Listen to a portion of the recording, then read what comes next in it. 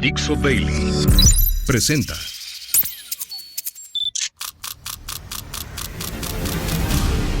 La Vuelta al Mundo en unos minutos. It's a clash between barbarism and civilization. A dangerous world of chaos, death and destruction. La internacional fascista. Yes, she can. Con Nacho Montes de Oca.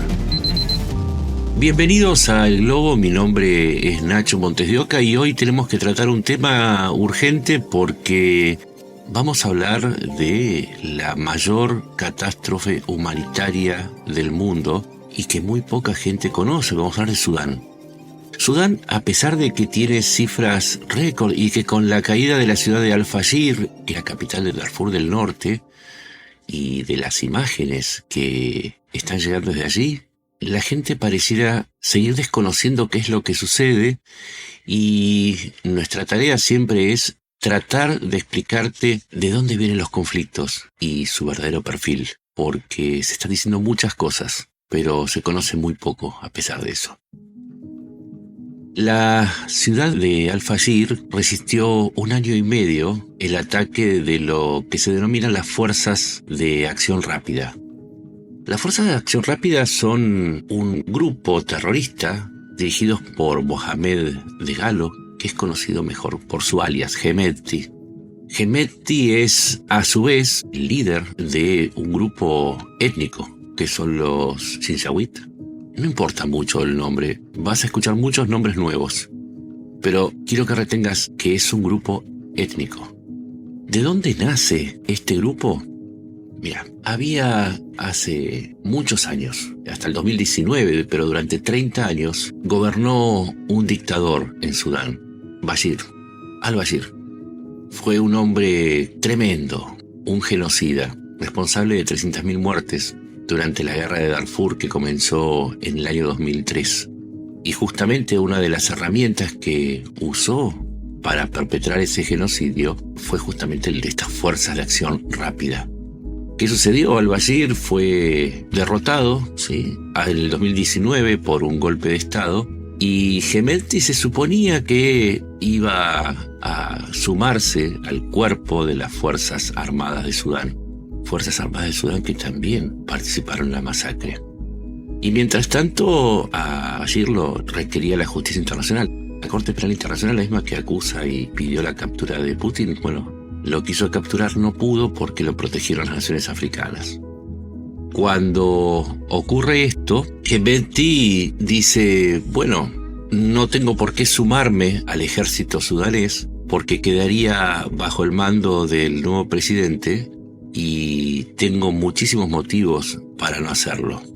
Particularmente porque Hemedti controla el 70% del ingreso de divisas de Sudán. Y esto es a través de las minas de oro de Darfur. Hemedti entonces tiene un negocio enorme, no solo de las minas, sino que también hay plata, hay cobre, hierro y una serie de minerales que le proporcionan unos 2.500 millones de dólares. Y para entender la guerra civil, ahora tenemos que empezar a ver quiénes apoyan a Hemedti. En primer lugar, para mantener esa milicia de 100.000 hombres y entender por qué el ejército de Sudán no lo puede derrotar y por qué tomó esta ciudad, hay que entender que ese dinero le viene en su gran mayoría por el oro que trafica a través de los Emiratos Árabes Unidos, que a su vez le envían y lo apoyan con armas, suministros y con algunos mercenarios que contratan y se pagan con ese dinero que se trafica a través de Dubái. A su vez Dubái, bueno, Emiratos Árabes Unidos por supuesto, ¿no?, tiene aliados en la región, por ejemplo Chad, que es un país vecino, y a través del Chad llegan las armas y llegan los suministros, que a su vez son traficados desde Libia. En Libia, el aliado que tiene Hemedti es Khalifa Haftar, que es a su vez uno de los señores de la guerra que controla la zona oeste de Libia y desde allí se hace el tráfico de armas. ¿Quiénes apoyan a Haftar en Libia? Moscú y Emiratos Árabes Unidos. Y Moscú es otro aliado clave, pero un poco raro. Porque a partir del año 2016 empieza a llegar a la zona de donde operan las Fuerzas de Acción Rápida de Hemedti los integrantes del grupo Wagner. ¿Te acordás de ese grupo de mercenarios que peleaba en Ucrania y que su jefe era Prigozhin, el mismo que intentó un golpe de Estado y después terminó siendo nombrado inspector de subsuelos en Rusia? Prigozhin, que era una extensión del brazo de Putin, entrenó con sus mercenarios a los soldados de Hemeti. Los convirtió de milicianos en soldados y con el oro de los Emiratos Árabes Unidos. Y a su vez fundó 2 empresas que se encargaban de traficar el oro a través de Emiratos Árabes Unidos, y con eso pagaban su parte al Estado ruso y con la otra servían para sostener a la organización. Y a través de Hemeti llegaba también una parte del oro de la República Centroafricana, donde también está Wagner. Y Wagner, a su vez, daba seguridad a las minas de oro dentro de la República Centroafricana y de la zona de Sudán, controlada por las fuerzas de acción rápida. A su vez, si vamos a los vecinos, también Etiopía está ayudando a Hemeti. ¿Por qué? Después lo vamos a entender mejor cuando veamos los aliados del gobierno de Sudán. Pero solamente te voy a dar un dato. Cuando hubo lo que se llama la emergencia de Tigray, que fue un grupo insurgente en el norte de Etiopía que intentó independizarse, los etíopes le pidieron ayuda a Hemeti, que también mandó sus milicianos y ayudó a cometer otra masacre en el lugar. Y después está Sudán del Sur. Sudán del Sur porque Sudán se separó en 2 en el año 2011, entre un norte con mayoría musulmana y un sur con mayoría cristiana. Y este es otro dato que es bueno que retengas. En su mayoría son musulmanes con pequeños grupos de animistas. Animistas son los que adoran a los ídolos, ¿no? Esas religiones arcaicas antiguas, y algunos cristianos. A su vez, ¿quiénes ayudan al gobierno de Sudán? Sudán del Sur les ayuda abriéndoles el camino a los cargamentos de combustible, de provisiones que alimentan a las zonas bajo el control de Hemeti. Y Sudán del Sur un poco quiere debilitar al gobierno del norte. Hace muy poco se separaron y son todavía adversarios. Y otro poco porque por las zonas que controla Hemeti pasa el petróleo de Sudán del Sur, que es el mayor ingreso. Entonces no quiere tener problemas ni con unos ni con otros. Así que apoya a los dos. También Rusia apoya a los dos. ¿Por qué? Porque el gobierno de Rusia cambió de bando en el año 2023 y decidió apoyar al gobierno de Sudán del Sur sin, y esto es importante, sin dejar o sin cortar las rutas de abastecimiento desde Libia. O sea, está con los dos lados. Y recordad que cuando se muere Prigozhin, Wagner pasa a ser controlado por el Estado ruso, o sea que esos mismos mercenarios, esas mismas rutas, son manejadas ahora por el Estado ruso. Es decir, Rusia está con los dos. Putin está con el gobierno y con los rebeldes.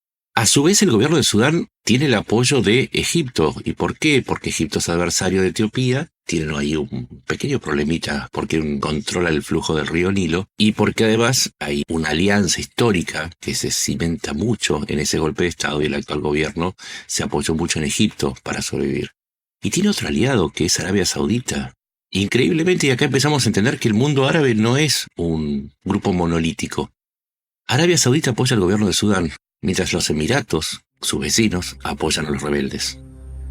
Y Arabia Saudita ha puesto muchísimo dinero para sostener a Sudán cuando empezó a faltarle dinero, que justamente no le entraba, porque el oro estaba controlado por el enemigo. Porque ese 70% de ingresos tenía que ser cubierto de alguna manera. Arabia Saudita siempre estuvo ahí. Entonces las coaliciones son bastante claras. China, por ejemplo, apoya al gobierno central porque tiene inversiones, tiene oleoductos, tiene proyectos de telecomunicaciones, de carreteras. Prácticamente es el único inversor que existe en la región. Y de nuevo, es una anomalía, ¿no? Porque se supone que China y Rusia son aliados. Está en el mismo bando, pero a la vez Rusia también está en el bando contrario. Sí, es un lío tremendo, ¿no? Ahora bien, hay otros grupos que están apoyando al gobierno de Sudán, Qatar y Kuwait, en contra de los Emiratos Árabes Unidos. Acá se repite un poco lo que pasa en Yemen.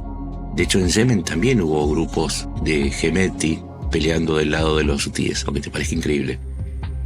Y Estados Unidos intentó una mediación en enero, cuando Trump lanzó lo que se llamaba el proceso de Jeddah. Agarró a los sauditas y les dijo, vamos a hacer un plan de paz. Nadie le prestó atención.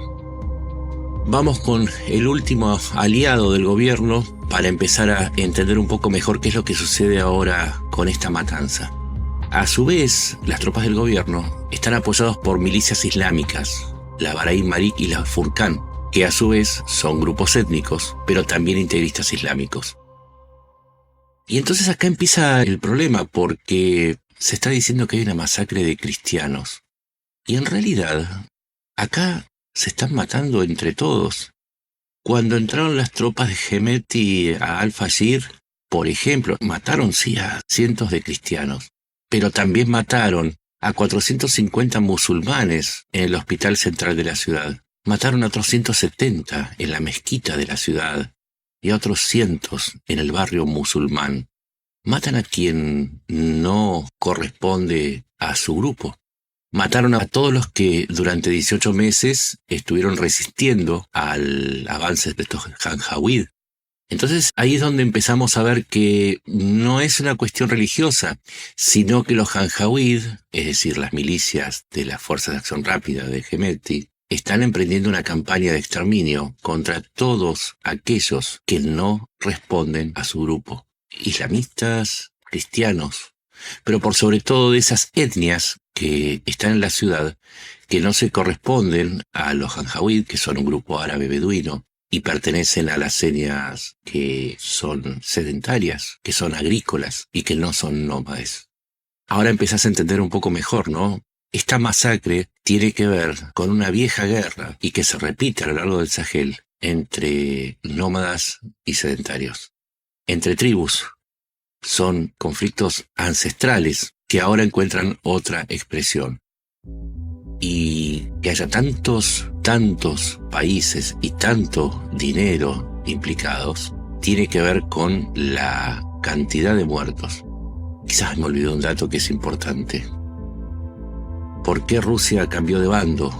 Rusia cambia de bando porque quiere un puerto en Port Sudán, entonces arregló con el actual gobierno que le van a dar ese puerto y ahí es donde divide sus lealtades. Ahora, ¿cuál es el problema de esta gran ensalada? Que las etnias Masalit, las Fur y las Agawa, que ahora están siendo muertos, no tienen quienes lo defiendan.